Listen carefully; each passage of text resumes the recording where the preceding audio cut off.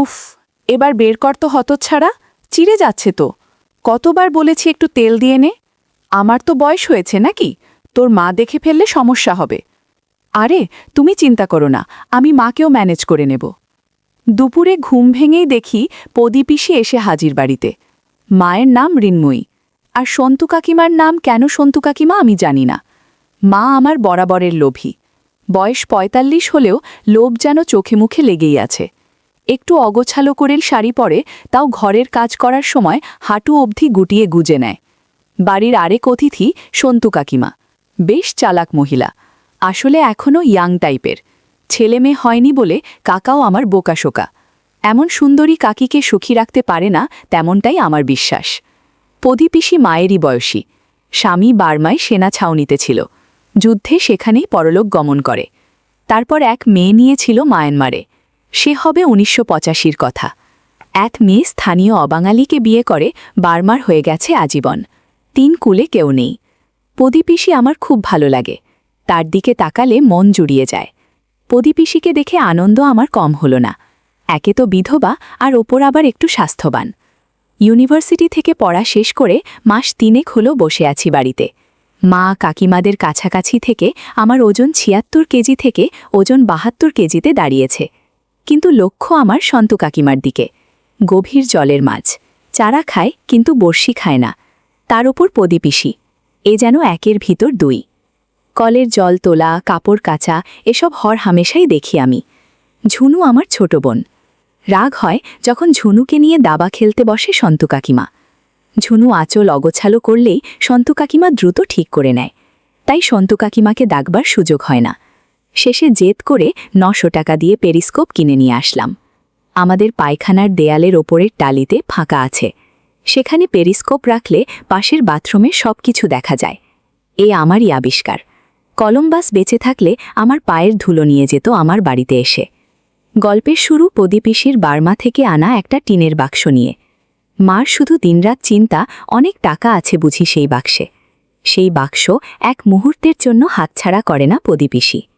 গরিব মধ্যবিত্ত পরিবার আমাদের। বাবা কর্পোরেশনের কেরানি, দিদিকে বিয়ে দিয়েই অর্থশূন্য। সংসারে তাই খিটিরমিটির লেগেই থাকত। তার উপর পদীপিসি মাথায় চেপে বসে বাবার চাপ বাড়িয়েই দিল। খুব চেষ্টা করছি ব্যাংক বা রেলে যদি একটা চাকরি লাগিয়ে দেয়া যায়।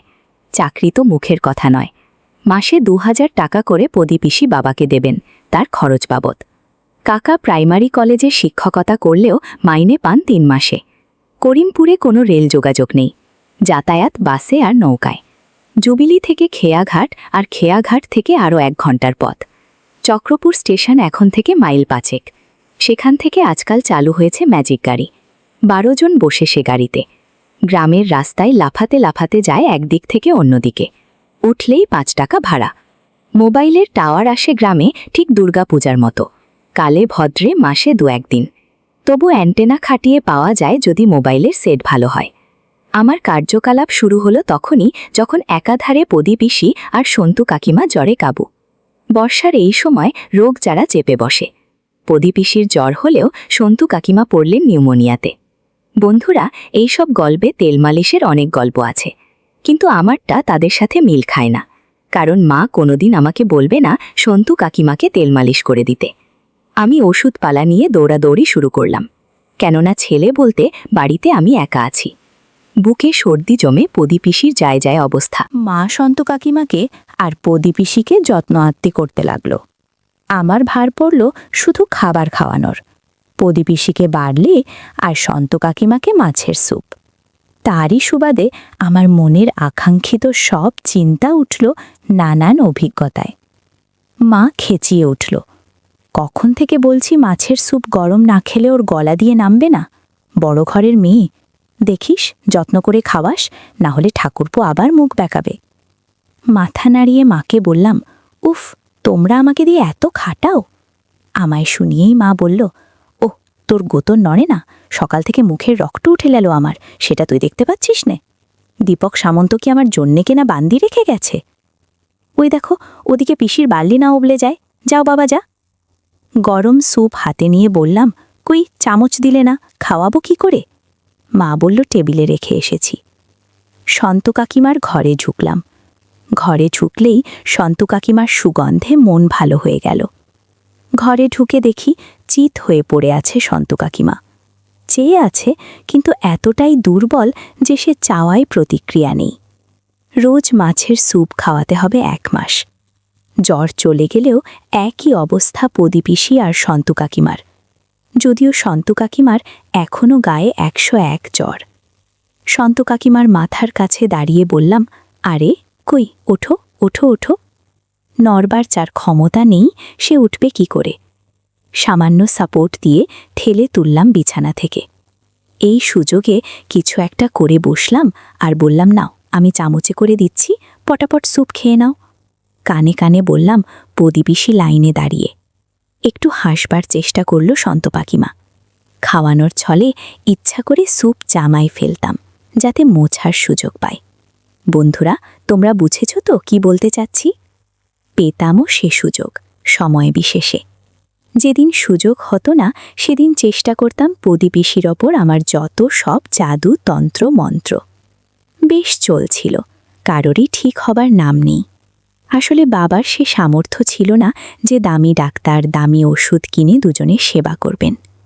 আর আমার কাকুর মাথাও তো প্রখর নয়, ধর্মভীরু মানুষটা পূজা পাঠ করেই কাটিয়ে দিছিল দিন।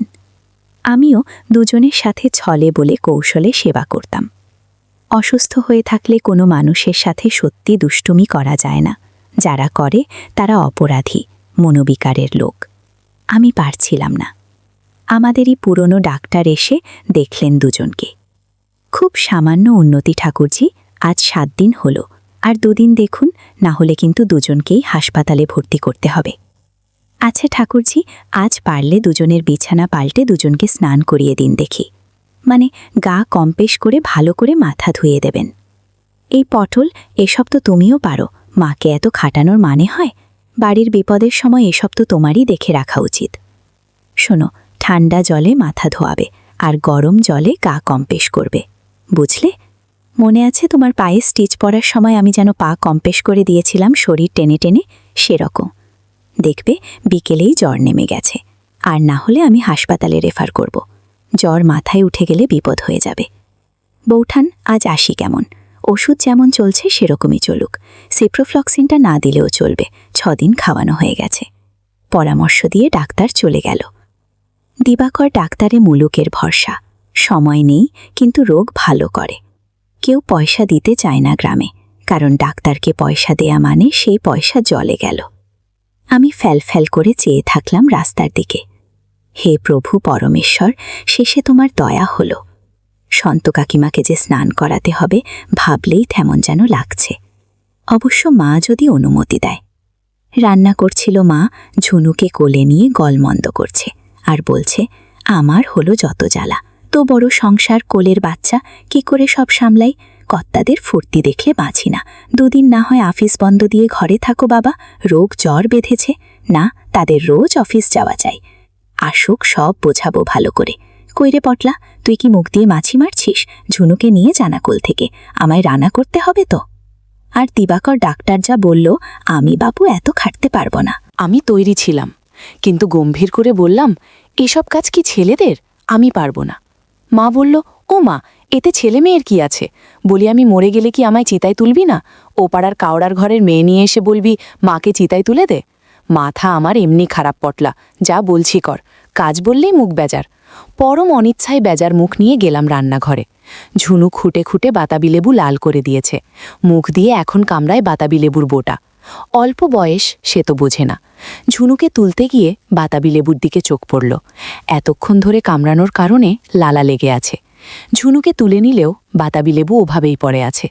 শ্রোতা বন্ধুরা, ইউটিউবের কড়া নিয়মের কারণে কিছু বিষয় সরাসরি বলা যাচ্ছে না। তোমরা যদি একদম খোলামেলা গল্প শুনতে চাও, তাহলে কমেন্টে দেয়া লিঙ্ক থেকে আমার ওয়েবসাইট ভিজিট করো, সেখানে একদম খোলামেলা গল্প দেয়া আছে। আমি কিছুক্ষণ দেখে ঝুনুকে ঘরে ঘুম পাড়িয়ে দিয়ে আসলাম। নিচে গিয়ে আবার রান্নাঘরে গেলাম। মা একটা টিনের বালতিতে 8 বালতি গরম জল দিয়ে গেল। নে, একবার কাকিমাকে কম্প্রেস করে দে, পদির জলটা পরে দিচ্ছি। হাত পায়ের গোড়ালি, পেট আর গলা ভালো করে ধুয়ে দিস, 6 দিন ধরে শুয়ে আছে। আমি মনে মনে বললাম, পারলে অনেক কিছুই করা যাবে। তোয়ালে নিয়ে বললাম ঠিক আছে। বেশি কথা বাড়িয়ে বিব্রত হওয়ার কোনো মানেই হয় না। সন্তু কাকিমার খাটের সামনে গরম জল নিয়ে রাখলাম যাতে সুবিধা হয়। দেখলাম ঘুমোচ্ছে, হালকা জ্বর গায়ে। কি গো, না ওঠো, আমি গাটা গরম জলে কম্প্রেস করে দিই। ডাক্তার বলেছে না হলে জ্বর কমবে না। চোখ খুলো সন্তু কাকিমা। জড়ানো গলায় বলল, তোর মা কোথায়? আমি বললাম মার সময় নেই, রান্না করছে, ঝুনুকে দেখতে হচ্ছে, মা পারবে না তাই আমি এসেছি। কাকিমা বলল, দে, আমি নিজেই করে নিচ্ছি। কাকি খুব শেয়ানা, আমিও নাছোড়বান্দা। মনে মনে ভাবলাম তোমার উঠবার ক্ষমতা নেই। তবুও কোনো রকমে উঠলেন বিছানা থেকে। দুপা নামিয়ে কাপড়টা একটু ঠিক করে আঁচল ঠেকে উঠে দাঁড়াতে গিয়ে দুর্বলতায় তাল খেয়ে মুখ থুবড়ে পড়তে যাচ্ছিল। যদিও আমি পিছনে দাঁড়িয়েছিলাম। কোনো রকমে হাত ধরে মাছিরে দিলাম। একটু বকুনির সুরে বললাম, শোনো, ঠিক হয়ে গেলে যা ইচ্ছা করো, যতদিন ঠিক না হচ্ছ যা বলছি করে যাও, বুঝলে? আমাকে প্রদীপিসিকেও স্নান করতে হবে। মনে মনে বুঝে গেলেন যে আমার সাহায্য ছাড়া গা কম্প্রেস করা তার দ্বারা হবে না।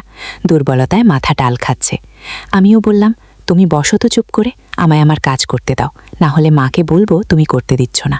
কাকিমা খাঁচায় হাত দিয়ে ধরে বসে কোকাতে লাগলো দুর্বলতায়।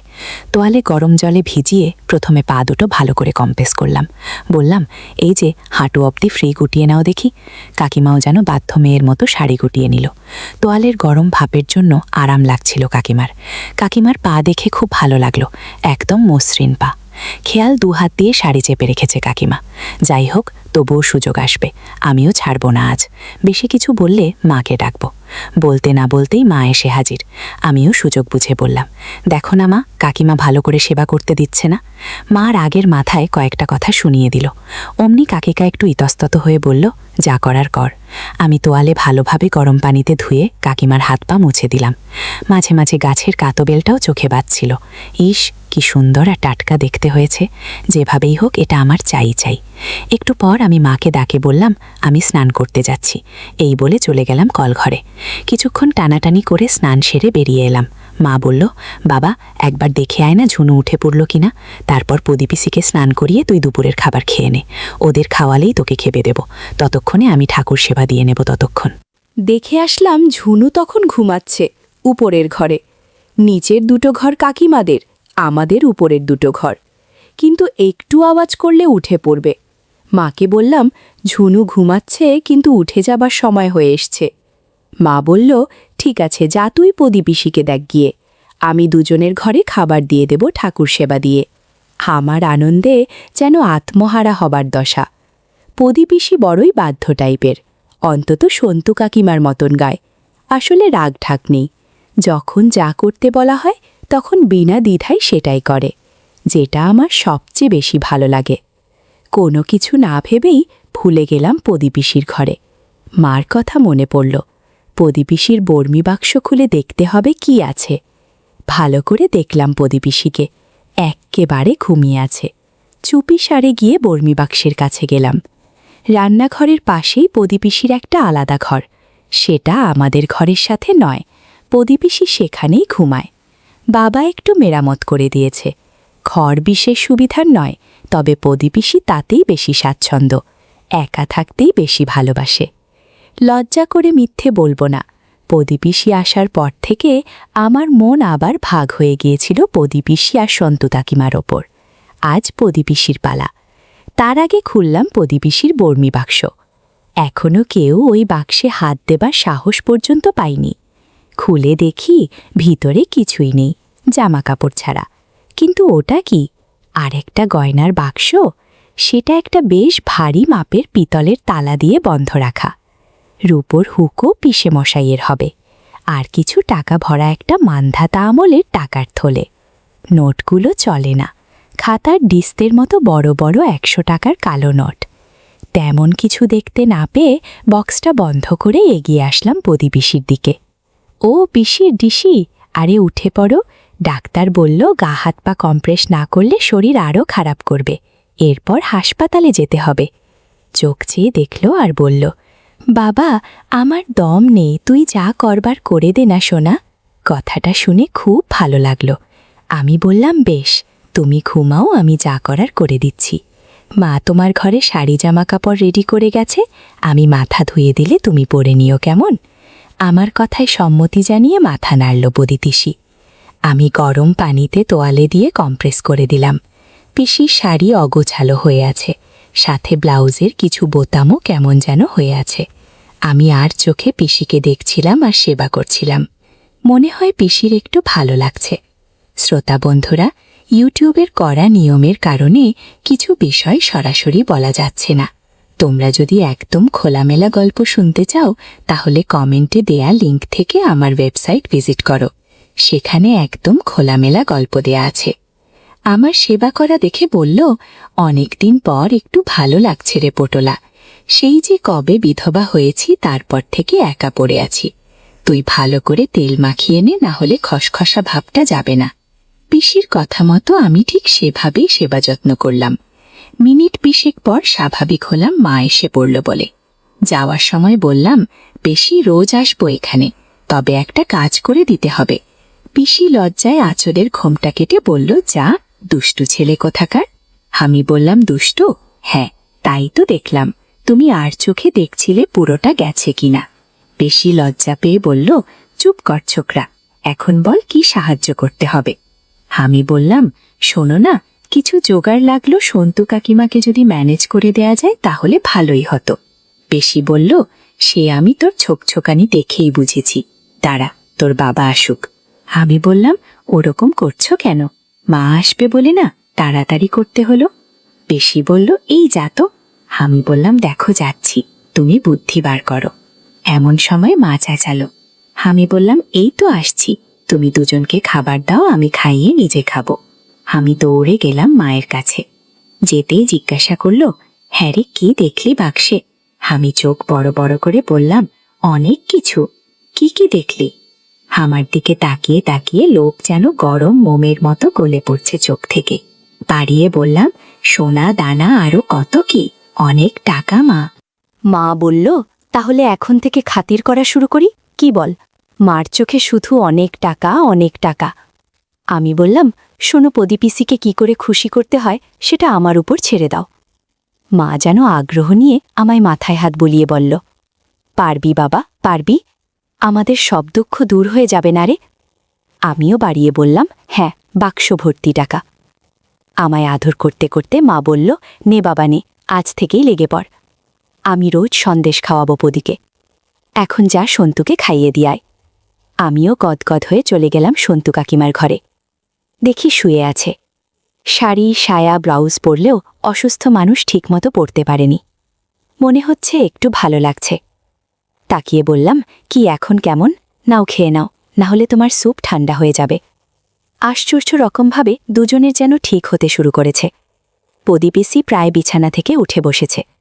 যদিও সন্তু কাকিমা এখনও উঠতে পারেনি, কিন্তু চোখ মুখ আগের চেয়ে অনেক পরিষ্কার। সন্তু কাকিমাকে খাবার খাইয়ে মায়ের কাছে গেলাম। একটা বুদ্ধি দিয়ে বললাম, শোনো, চুপি চুপি একটা কথা বলি। মা স্বাভাবিক তীক্ষ্ণ সুরে বলল, বেলা দুপুরে আবার আধিক্ষেতা কেন? আমিও কায়দা করে মাকে বললাম, ইশারা করে পদিপিসি শুনতে পাবে।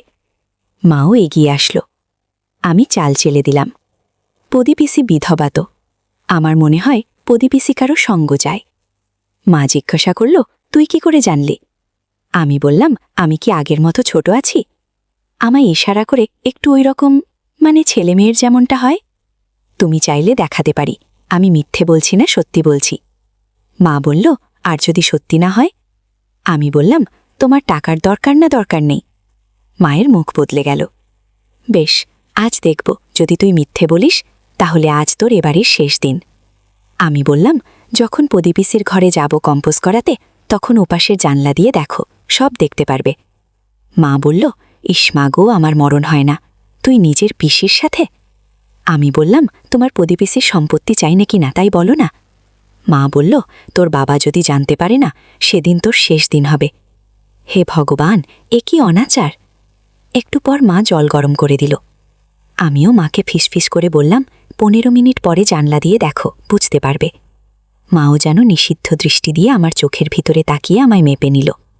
মাকে যখন আমার নাটকে জড়িয়ে ফেলেছি, সন্তু কাকিমাকেও কোনো রকমে ঢুকিয়ে ফেলা যাবে। সোজা গেলাম পদিপিসির ঘরে। কোনো কথা না বাড়িয়ে সেবা করতে শুরু করলাম। পিসি একটু বিরক্ত হয়ে বাধা দেবার চেষ্টা করলেও আমি পদিপিসিকে রাজি করালাম। এখন সব ঠিক আছে। আমার কথার সাথে তাল মিলাচ্ছে। শ্রোতা বন্ধুরা, ইউটিউবের কড়া নিয়মের কারণে কিছু বিষয় সরাসরি বলা যাচ্ছে না। তোমরা যদি একদম খোলামেলা গল্প শুনতে চাও তাহলে কমেন্টে দেয়া লিঙ্ক থেকে আমার ওয়েবসাইট ভিজিট করো। সেখানে একদম খোলামেলা গল্প দেয়া আছে। কিছুক্ষণ বাদেই দেখি মা জানলার পাশে এসে হাজির। এদিকে পিসি চোখ বুজে আছে, ঠিক যেমনটা আনন্দে থাকলে হয়। আমি পিসির বোঝা চোখের সুযোগ নিয়ে মাকে ভিতরে আসতে বললাম, যাতে হাতে নাতে যাতে ধরতে পারে। মার আসতে যতটুকু সময় লাগবে ততটুকুই আমার স্বাধীনতা। ক্যাচক্যাচ করে দরজা খুলে মা ঢুকল। মাকে দেখে ধরফরিয়ে উঠল প্রদীপিসি। কোনো রকমে আড়াল করল। মার দিকে তাকিয়েই অভিযোগ করতে শুরু করল, এই দেখ, তোর ছেলে রোজ আমাকে বিরক্ত করে। মানা করেছি, বলেছি তোর বাবাকে বলে দেব আজ। আমি ওর শক্তির সাথে পারিনি। মা হতভম্ব হয়ে কি বলবে, তোতলিয়ে বলল, না বদি, আমি কিছু মনে করিনি। হ্যাঁ হ্যাঁ, কি মনে করব, আমি যাই, ঝুনুর উঠবার সময় হয়ে গেল। মা যাবার আগে জাদুর লাঠির দিকে একবার তাকালো। আমি বুঝে গেছি মায়ের পছন্দ হয়েছে। এদিকে পিসি বলছে, ওরে যাসনি, শোন, তোর ছেলেকে কিছু বললি না? আমি তো তোদের কারো সামনে যেতে পারবো না লাজে। মা দরজা দিয়ে বেরিয়ে যাওয়ার আগে বলল, বলাবলির কি আছে, আমি কিছু মনে করিনি। আমি ইশারা করলাম প্রদীপিসিকে। প্রদীপিসি কপালে হাত ঠেকিয়ে বলল, এ কি দুষ্টু ছেলে রে বাবা, তোর তলে তলে এত বুদ্ধি। রান্নাঘর থেকে মা চেঁচালো, বাবা পটলা, সন্তু কাকিমাকে দেখে তুই স্নান করে নে বাবা, না হলে দেরি হয়ে যাবে কালকের মতো। আমি প্রদীপিসির দিকে তাকিয়ে বললাম, কি গো, পারবে করে নিতে? মুখ ভেঙিয়ে প্রদীপিসি দমল, যা, হাত ছাড়া আমার সামনে থেকে। এরপর কি হলো আর কিভাবে সন্তু কাকিমাকে কৌশলে রাজি করালাম তা তোমাদের আগামী পর্বে শোনাব।